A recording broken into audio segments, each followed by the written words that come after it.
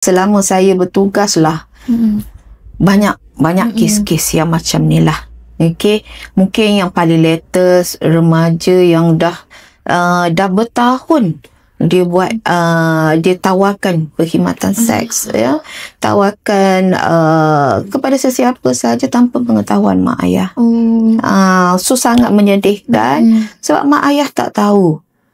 Jadi remaja-remaja macam ni, dia datang, dia akan, kadang dia orang bertanya kan, okey, bila selalunya kalau kita dah habis talk untuk pelajar ni, mereka akan tanya, jumpa kat belakang, mereka tanya, Kak, boleh tak nak tanya, saya ni ni kat sini gatal lah, apa semua kan. So bila ditanya, mereka dah bercakap, mereka dah ada ciri-ciri STI. So bila dah sampai STI, so kita kata kena pergi doktor lah.